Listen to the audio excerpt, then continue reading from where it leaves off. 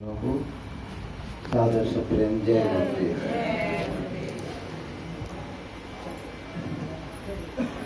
प्रेम से विषय शुरू हुआ और परिवर्तन तक पहुंचा।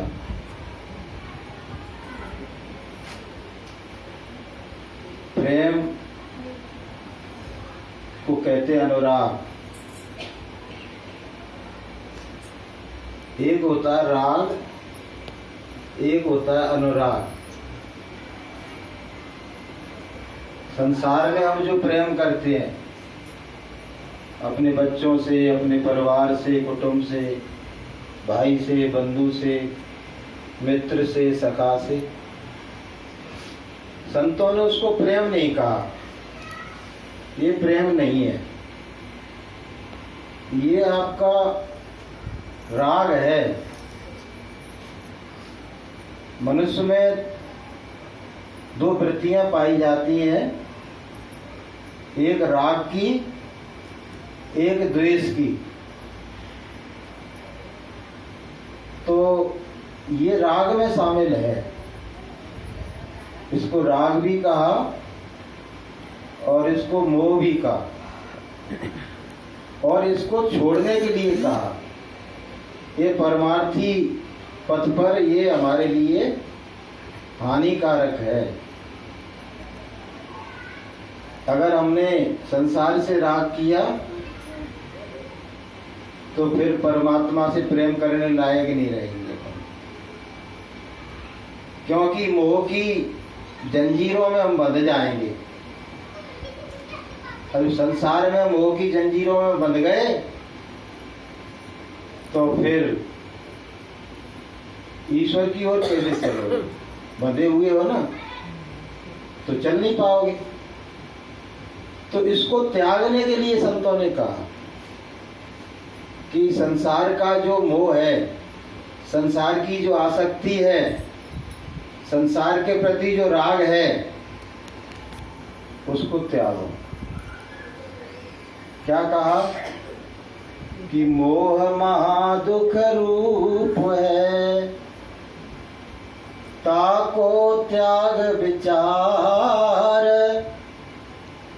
और प्रीत जगत की छोड़ दे, तब पावे कछु सार। जगत की प्रीत छोड़ो, तब तुम्हें कुछ सार संसार का मिलेगा। फिर कौन से प्रीत करें? तो संतों ने उत्तर दिया, प्रीत भली सतनाम सो, माया काया दुख, और नाम बिना किस काम की, दादू संपत्ति सुख। कि जगत की प्रीत को छोड़, अपने परमपिता परमात्मा से प्रीत करो। उनके चैतन्य स्वरूप, चैतन्य सत्ता, सतगुरु से प्रीत करो, अनुराग करो, प्रेम करो, तो कुछ काम बने। संसार की प्रीत को छोड़ के बने की लादी को बैटरी से होगा। प्रभु की प्रीत करो। अच्छा, संसार में हम केवल राग से नहीं बंधे, द्वेष के कारण भी बंधे हुए। आदमी किसी से, या तो किसी को याद कर रहा है आदमी, तो या तो आसक्ति के कारण याद कर रहा है, या घृणा के कारण भी उसको याद रखता है। प्रेम में याद रखेगा या फिर लड़ाई में याद रखेगा। दो कारण है, या तो राग कर रहा है तो बंधा हुआ है, या फिर द्वेष कर रहा है तो भी बंधा हुआ है। ये दोनों बंधन कारक है, ना राग ना द्वेष। संसार से अब जैसे कोई अपरिचित आदमी हमारे बगल से निकल गया, तुम क्या करोगे? कोई मतलब ही नहीं तुम्हें, ना उससे राग है ना द्वेष है। उसको याद करना चाहोगे, अब काय को याद करें भाई, हमारा क्या लेना क्या देना। तो उसको अपन याद नहीं करेंगे। लेकिन अगर बगल से कोई पुराना मित्र निकल गया तो तुम्हें याद आ जाएगा, मेरा मित्र गुजर गया। पुराना शत्रु गुजर गया तो याद आ जाएगा। लेकिन जिससे कुछ लेना देना नहीं है, वो हमारे हृदय में बैठने वाला नहीं है। तो संत क्या कहते हैं, संसार से ना कुछ लेना है ना देना। अपरिचित आदमी की तरह व्यवहार करो, क्योंकि संसार असार है। संसार के जो बंधन है वो झूठे हैं। जगत के झूठे नातों ने बिछाया माल जाया, बिछाया जाल माया का। एक माया का जाल बिछा दिया है झूठे संबंधों में, उनमें हम आसक्त बने रहते हैं और उसी जाल के कारण हम परमात्मा से दूर रहते हैं। तो सूत्र क्या कहता है, राग नहीं अनुराग धारण करो। राग नहीं अनुराग धारण करो। रागी नहीं बनना है, अनुरागी बनना है। मोह ग्रसित नहीं रहना है, परमात्मा के प्रेम से ओतप्रोत होना है। अब कह दिया भैया, परमात्मा के प्रेम में ओतप्रोत हो, गुरु के चरणों में लवलीन हो जा। कैसे हो भाई, उसकी क्रिया भी तो बता, कैसे प्रेम बढ़ेगा। तो उत्तर दिया कि अपना शीश कुर्बान कर दो। शीश कहते हैं अहंकार को। अहंकार को देके ही हम परमात्मा से प्रेम कर सकते हैं। मैं भाव में रह के जो परमात्मा की गली है ना, गुरु महाराज कहते हैं ना, आपने सुना होगा कि दोनों आंखों के बीच से, जिसको नुक्ताए सुवेदा कहते हैं, तीसरा तिल कहते हैं, और संतों ने उसको प्रेम गली भी कहा। प्रेम गली है वो तुम्हारी। वो गली कौन सी है भैया? प्रेम गली। कहाँ की गली का नाम है प्रेम गली? परमात्मा के घर जाने वाली गली का नाम क्या है पता है? अब तो बता दो। प्रेम गली। प्रेम गली। जैसे मोहल्ले का नाम क्या है? कुछ तो होगा इसका नाम। नहीं नहीं, यहाँ का कुछ और नाम है। न्यू नर्सिंग नगर। हर जगह का कोई नाम होता है। तो ऐसे ही वो गली कैसी है? उस गली का नाम क्या है? प्रेम गली। प्रेम गली। ठीक है, लेकिन बारी कितनी है, झीनी कितनी है, किसमें दो का प्रवेश नहीं हो सकता है। दो का प्रवेश, दो नहीं एक साथ जा सकते उसमें। समझ लो इस बात को। ये only one, entry only one, एक का प्रवेश है। तो हमको क्या करना है पता है? कि जब तक मैं था वो नहीं, अब वो है मैं नाय, और प्रेम गलियत साकरी, जा मैं दो न समाय। वो इतनी सांकरी है, सांकरी कहते हैं सकरी, कि उसमें मैं भाव लेके तुम अपने वजूद को मान के उसमें प्रवेश ही नहीं पा सकते। किसी रूप में तुम अपने आप, मैं ठाकुर हूं, मैं ब्राह्मण हूं, मैं पैसे वाला हूं, मैं सुंदर हूं, मैं नौजवान हूं, मैं ये हूं, मैं वो हूं, मैं समाज का श्रेष्ठतम इंसान हूं। किसी रूप में तुम्हारा अहंकार है। अगर अहंकार का वजूद बचा है तो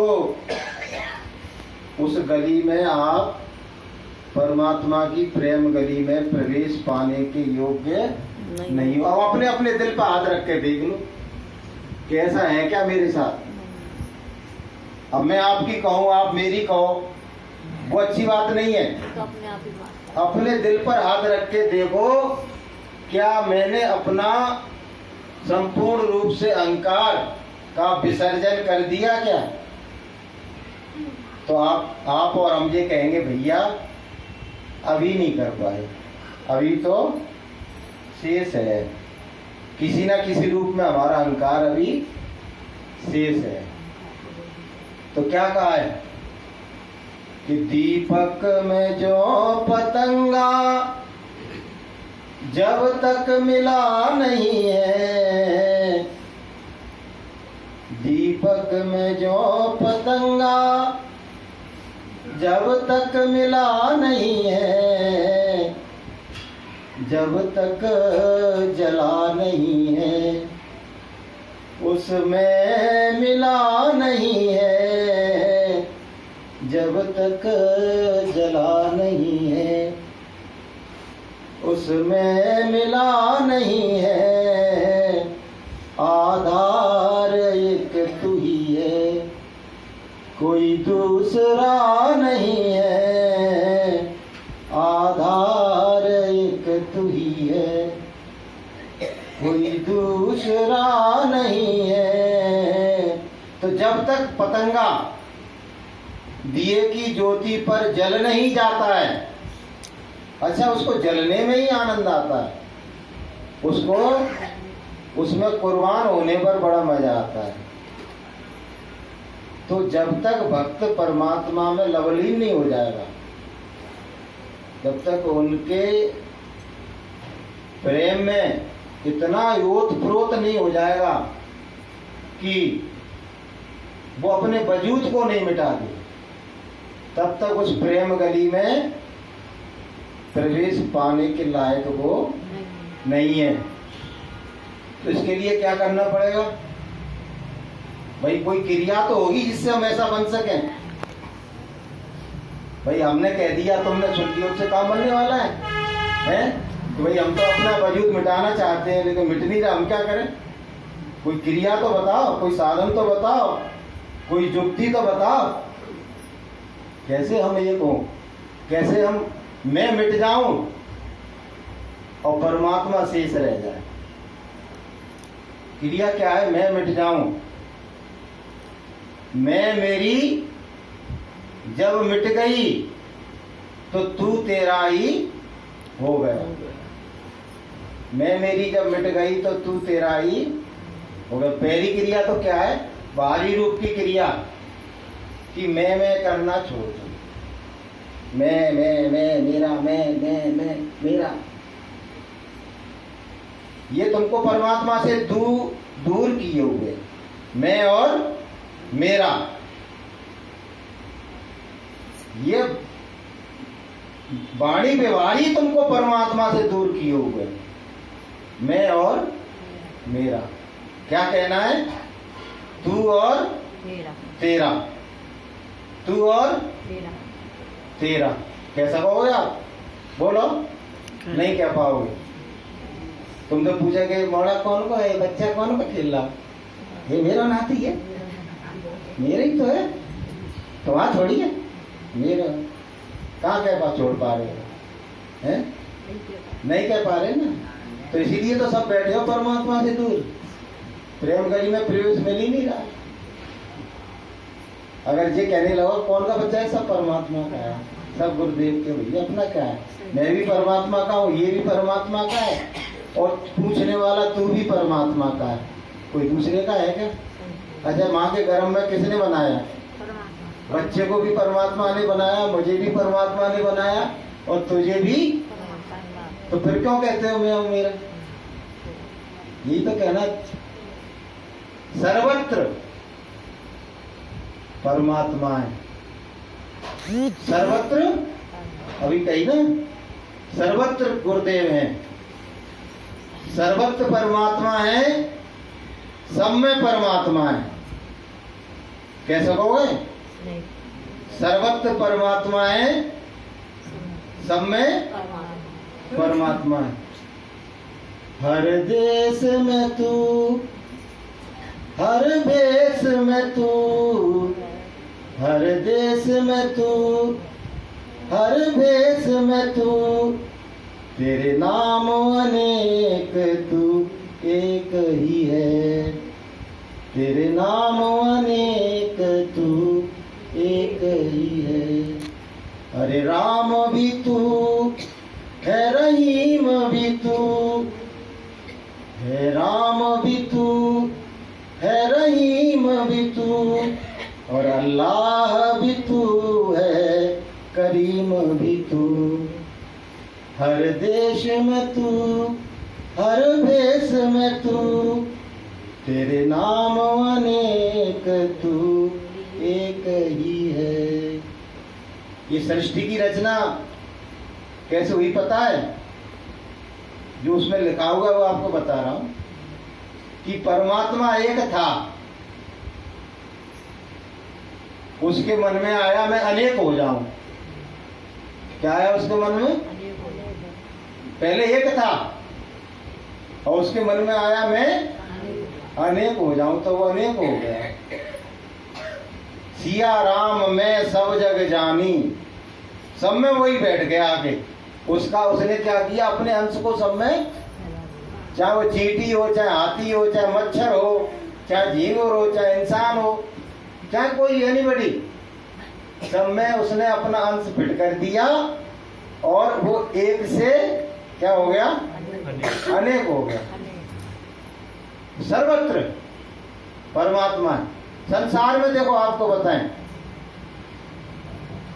दो चीजें हैं केवल, only two things which be seen, जिनको हम देख सकते हैं। केवल दो ही चीजें हैं, उसमें एक तो दिखती नहीं है और एक दिखती है।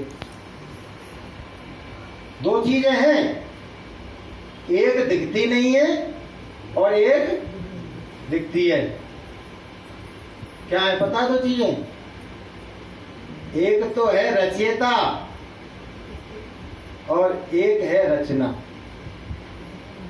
एक है रचयिता और एक है रचना। एक है क्रिएटर, अंग्रेजी में कहते हैं, एक है क्रिएटर और एक है क्रिएशन। रचना और रचयिता। रचयिता दिखता नहीं है। रचयिता दिखता है किसी को? जिस संसार को जिसने बनाया है, पहाड़ को, तालाब को, नदी को, पेड़ों को, हमको, तुमको, जीव को, जंतु को, वो दिखता है क्या? बोलो। वो दिखता नहीं है।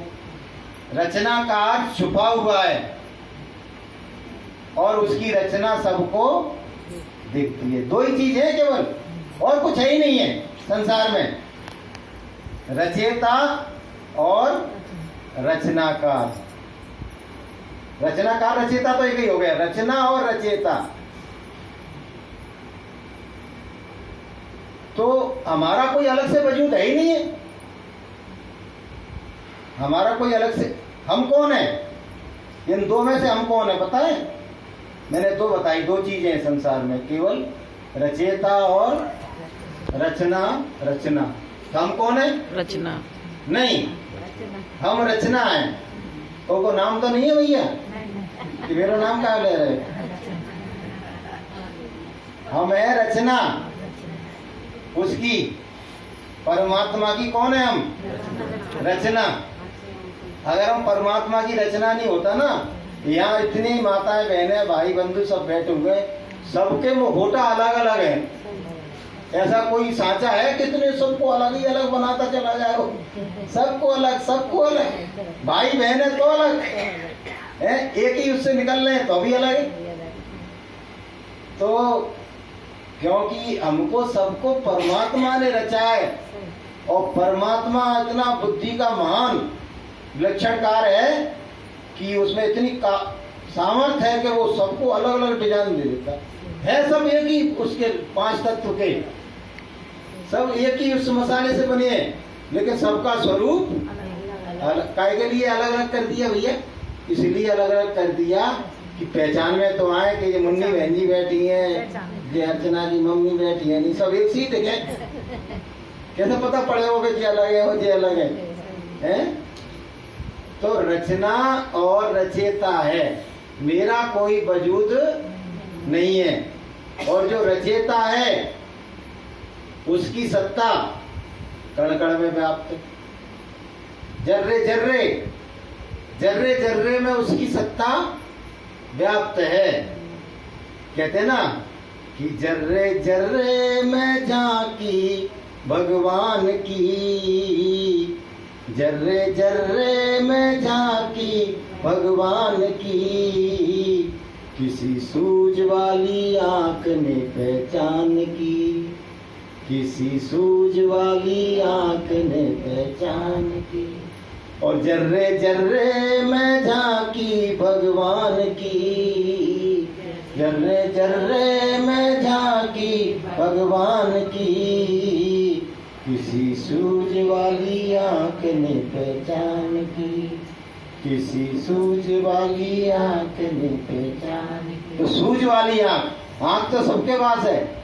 जो इस ज्ञान को हृदय में धारण कर लेगा तो उसकी सूझ वाली आंख हो जाएगी और इस बात को पहचान जाएगा कि परमात्मा की सत्ता सारे संसार में व्याप्त है, कि हरि व्यापक सर्वत्र समाना, और प्रेम से प्रगट होए में जाना।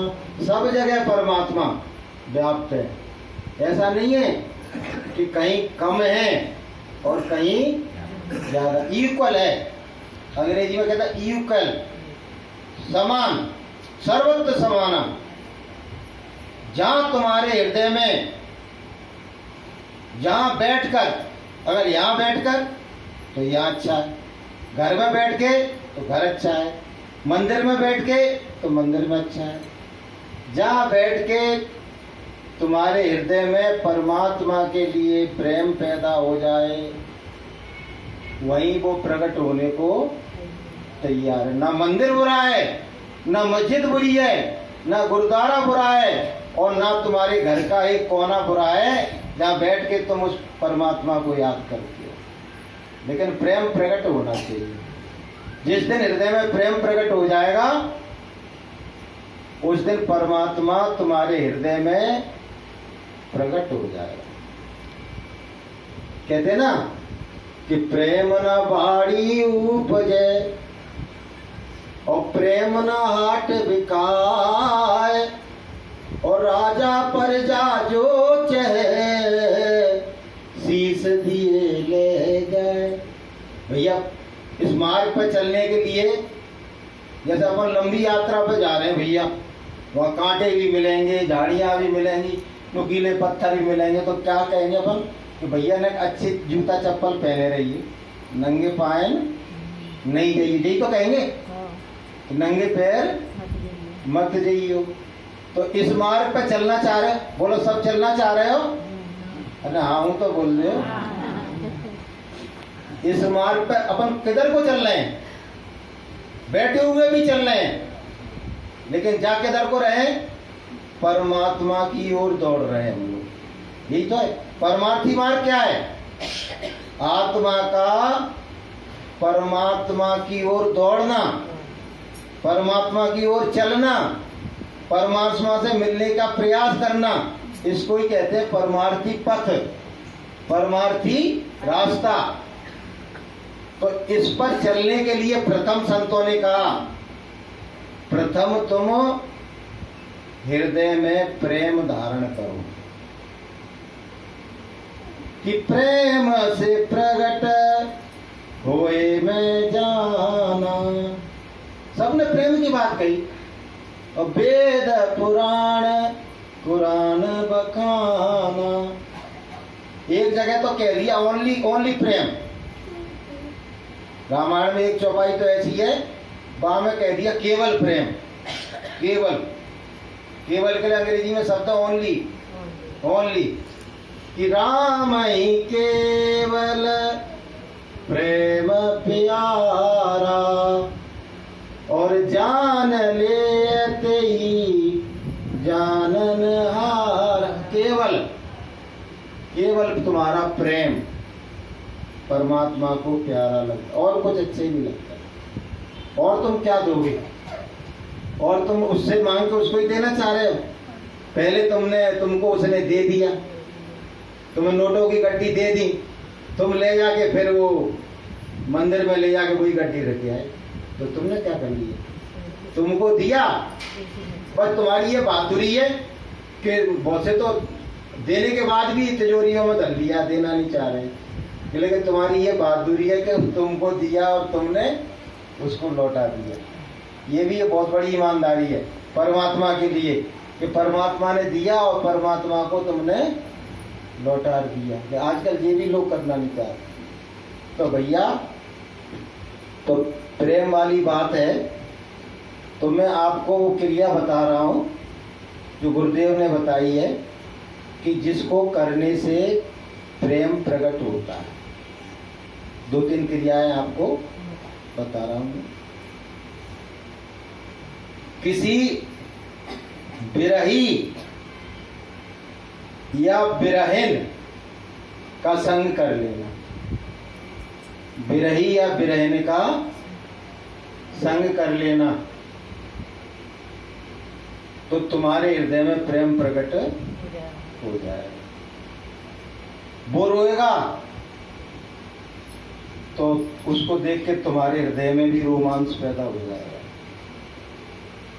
कभी कभी मैंने देखा है सत्संग में ऐसा भाव बन जाता है कि कोई ऐसी बात आ गई तो जो परमात्मा के लिए आंसू गिरना बहुत टेढ़ी खीर है, क्योंकि परमात्मा के लिए आंसू गिरे नहीं कि तुम्हारा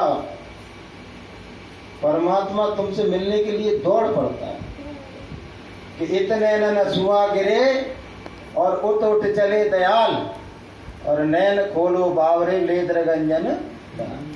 तो परमात्मा के लिए रोना बहुत ही प्रभु मिलन की उत्तम क्रिया है। और वो कभी कभी सत्संग में सहज में ही बन जाता है, सहज में ही हो जाता है।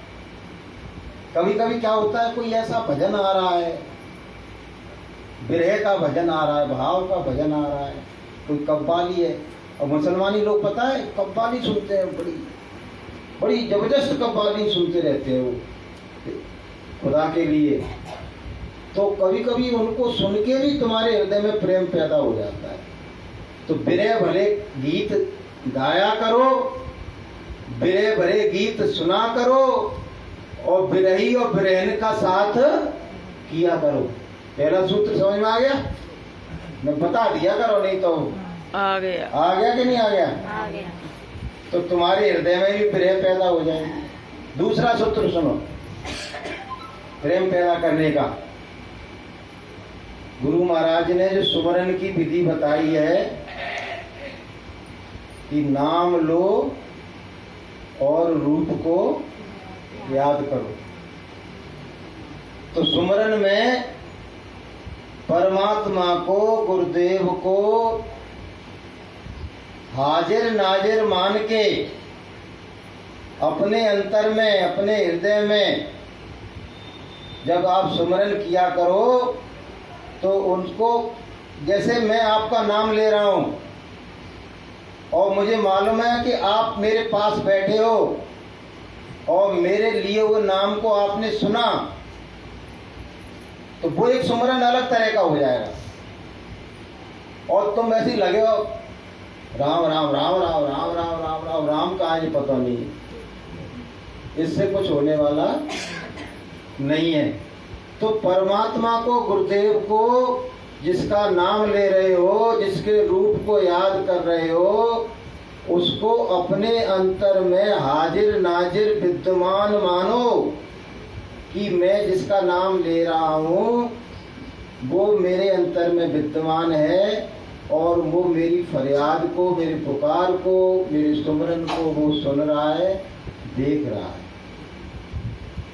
तन को अडोल करके, मन को अडोल करके, और जिह्वा को ना हिले। जिह्वा भी नहीं हिलना चाहिए सुमरन में। हिल रही है तो उसका फल अलग है, और नहीं हिल रही है तो उसका 1000 गुना ज्यादा फल है। ये ध्यान रखना। अगर जिह्वा हिले के सुमरन हो रहा है तो 1% है, और बिगर हिले और तन अडोल और मन अडोल तो 1000 गुना ज्यादा बेनिफिट होता है। कि तन थिर मन थिर बचन थिर सुरत निरत थिर होए, और कबीर ऐसा फल कल्प न पावे कोई। कल्पों बीत गई तब से इस अवस्था को हमने प्राप्त नहीं किया है, और अगर इस जन्म में हमने इस अवस्था को प्राप्त कर लिया तो इसी जन्म में हमारा परमात्मा अपना हो जाएगा और हमारे हृदय में प्रकट हो जाएगा। बोलिए प्रेम से। तो सुमरन करो तो परमात्मा को हाजिर नाजिर मान के सुमरन करना चाहिए। तो उसमें लिखा हुआ है, गुरु जी ने लिखा है कि वो जो जिसका आप नाम ले रहे हो, जिसके रूप को याद कर रहे हो, तो वो धीरे धीरे धीरे धीरे तुम्हारा उससे अनुराग, उससे प्रेम तुम्हारा बढ़ता चला जाएगा, बढ़ता चला जाएगा, और एक दिन इतना प्रगाढ़ अवस्था में आ जाएगा कि आप नाम लोगे और रूप को याद करोगे तो आंसू तुम्हारे हृदय आंखों से टपकना शुरू हो जाए। यानी कि प्रेम की पराकाष्ठा की अवस्था धीरे धीरे धीरे तुम्हें प्राप्त होती चली जाएगी। इसीलिए गुरु महाराज कहते थे, आपने बहुत बार सुना होगा कि बच्चों सुमरन ठीक से किया करो। जिसका सुमरन ठीक से होता है, जिसका सुमरन पक जाता है, उसका ही ध्यान भजन भी बनने लगता है। कहते थे ना गुरु महाराज, अगर सुमरन सही नहीं है तो ध्यान भजन भी सही होने वाला नहीं है। तो सुमरन सही कैसे होगा? तन अडोल, मन अडोल और जिह्वा अडोल। कि जिह्वा न चले मुख में और नाम जपन कर ले, एक बार भजन कर ले।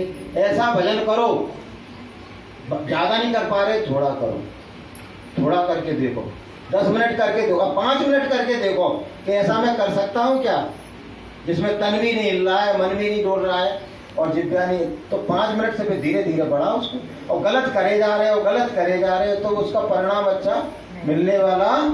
करके देखो, आप करोगे तो आपको आज से ही लाभ मिलना शुरू हो जाएगा। तो बहनों भाइयों, इस काम को हमको ठीक ढंग से करना है। अगर एक जन्म में परमात्मा से मिलना है तो इस कार्य को करना चाहिए हमको। और सुमरन करके हमको, सुमरन से ही क्या होगा देखो, जब तक सुमरन ठीक ढंग से नहीं होगा, हमारी आत्मा की चेतन सत्ता जो पूरे शरीर में व्याप्त हो गई है, उसका सिमटाव होना शुरू होने वाला, कभी सिमटाव होने वाला नहीं।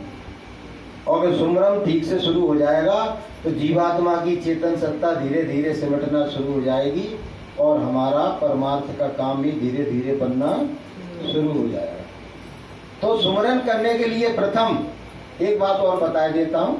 अगर आप पे समय हो तो आप क्या किया करो कि पहले तो गुरु महाराज को, फिर 5 धनियों को नाम लेके उनके स्वरूप को याद करके उनको मतलब प्रणाम किया करो। इसको संपुट कहते हैं। और इसको प्रणाम करने का, जब सुमरन पूरा हो जाए तो संपुट को खोलने का भी यही क्रिया है कि सबको नाम लो, रूप को याद करो और उनको प्रणाम करो। और उसके बाद 10 मिनट तक बिगर माला चलाए 10 मिनट तक ओनली स्थिर अवस्था में बैठ के केवल गुरु स्वरूप का ध्यान किया करो। केवल सुमरन करने से पहले, सुमरन करने से पहले तो संपुट बनाया हमने कि नाम लिया, रूप को याद किया, उनके धनियों के स्थान को याद किया और प्रणाम किया। और फिर उसके बाद माला शुरू नहीं करना है, 10 मिनट तक पहले गुरु स्वरूप का ध्यान करना है और उसके बाद फिर माला करना है। वो भी कौन सी तरह से, जो हमने बताया है। तन थिर मन थिर और जिभ्या थिर। और उसके बाद जब स्मरण हो जाए तो फिर धनियों को प्रणाम करो, गुरुदेव को प्रणाम करो और नाम लो, रूप को याद करो। तो इसको कहते हैं संपुट बांधना और संपुट खोलना। समझ में आ रहा है? ये बहुत महत्वपूर्ण बात बताई जा रही है आपको। सुमरन तो बहुत करते हैं, ली माला आपने एकदम शुरू कर दिया था। अब किसी के दरबार पे तुम जा रहे हो, वो दरबानी बैठा है, पहले प्रणाम करोगे कि वैसे ही एकदम घुसे चले जाओगे? पहले प्रणाम किया जाता है कि नहीं प्रणाम किया जाता है? तो इस तरह से आप सुमरन किया करो और उसके बाद उसी मुद्रा पर आपको आधा 1 घंटा ध्यान करना है। देखो जीवात्मा को अगर चेतन सत्ता को निकालना है तो, नहीं तो डले रहो साहब, हो जाएगा जा जन्म में, नहीं तो अगले जन्म में हो जाएगा, नहीं तो अगले जन्म में कहूँ तो होगा, तो कहूँ तो दीन दयाल के भनक पड़ेगी। अगर ये विचार है तो करने की जरूरत नहीं है, क्या कहूँ तो हो ही जाएगा। ऐसी का जल्दी पड़ी है कि आज करे सो काल कर, काल करे सो परसों, और इतनी जल्दी कहाँ पड़ी, अब डरी है परसों। अगर ये भावना है तो कैसे करो तुम, और ये भावना है कि मेरा बहुत थोड़ा सा जीवन रह गया है, कुछ सही तरीका मैं सीख लूँ, उस तरीके से सुमरन करना शुरू कर दूँ और थोड़ा सा समय बढ़ा दूँ जिससे मेरी आत्मा का कल्याण हो जाए, तो उसी उस पर आपको ध्यान करना चाहिए। और आखिरी में फिर उसके बाद आपको भजन करना चाहिए। तो ये पूरी क्रिया, तो तीनों क्रिया करोगे तो भैया कम से कम 1.5-2 घंटा तो लगेगा। 1 घंटा में तो होने वाला नहीं है। तो 1 घंटा में तो सुमरन नहीं हो पाता हमारा, तो 1 घंटा लग जाता है पूरा जिस तरह बताया उस तरह करने में। और फिर ध्यान भी करेंगे, भजन भी करेंगे, तो 2 घंटा तो कम से कम चाहिए। तो इतना तुम सुबह सुबह कर लिया करो तो गुरु महाराज की दया पूरे दिन तुम्हारे ऊपर बरसेगी। और गुरु महाराज ने चाहे तो एक जीवन में ही तुम्हारी आत्मा का कल्याण हो जाएगा। बोलिए प्रेम से।